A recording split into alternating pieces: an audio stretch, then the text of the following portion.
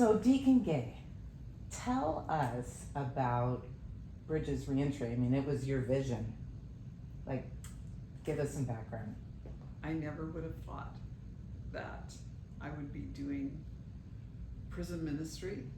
I never thought I would be involved with this demographic, with these women, and it just happened. And I became involved. It's been almost 13 years ago, and I didn't realize in the beginning that the women that I was dealing with in prison actually got out of prison. And then the light bulb went off, and I started meeting these women who were being released and not knowing where they were going. And I knew that something wasn't right. And they faced so many hurdles when they got out. And so that's really how I started being interested in reentry and got involved in looking at other models across the country, seeing what other people were doing with the incarcerated, and fell in love with this model of Thistle Farms that really spent time, gave women time to heal, not expecting that you're going to get out and know exactly what to do and everything's going to fall into place and your life is going to be perfect now. But to take time to heal, to learn, to grow, to reconcile with your family and be with your kids and all of those things, those life skill sort of things that these women have never experienced. And I think about some of them, and when they say things to me like, I never had a mother who cared. I never knew that people really cared about you the way that you guys care about us. And so that keeps me going. That keeps me going, just to know that what we do, we're not perfect, but what we do brings healing to these women. What do you believe has been the greatest impact so far of Bridges Reentry? When I see some of the graduates of our program and what they've accomplished, it is so exciting to see someone who, when they first came here, had no clue what they were going to do. They'd never worked. They'd always been on the streets. They'd never had direction, never had dreams, never had goals.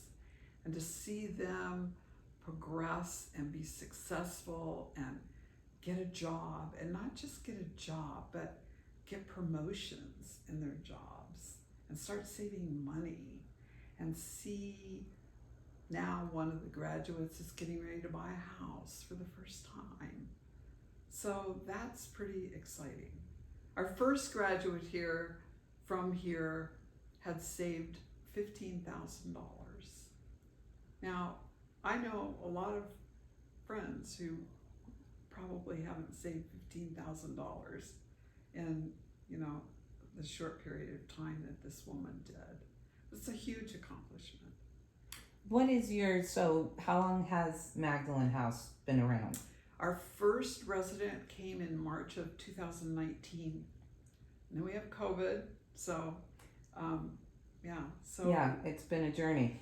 But March of 2019, and then since then you have established and are fully implementing the Beyond the Gates mentoring program. What have you learned, and what is the vision for the future? I think we've learned that the impact that we can have is so individualized that there's not one model fits all. And that's the beauty of what we're able to do, so that in the mentoring, we can have that one-on-one personal contact with somebody. If you know that somebody's going to check on you every day for the first 30 days when you get out, and they're going to say, how are you doing? not like, shaking their finger at you or in judgment, but how's your life going right now? What can I do to support you? That's huge. And that's something you've learned, is that the first 30 days needs a lot of hand holding. Absolutely, hand holding. And yes. that reminds me of the release day pickup program, which has been part of Bridges Reentry from the beginning. From the beginning, yeah, and we've really developed that, and staff has worked really hard on that to put the pieces together so that somebody is there when a woman gets released, and they're given all kinds of hygiene products and care packages and bus tickets and all kinds of support to help them get started. So yeah, we've learned a lot really from the beginning. And so how is that changing things moving forward? What are some of the exciting things on the horizon for Bridges Reentry?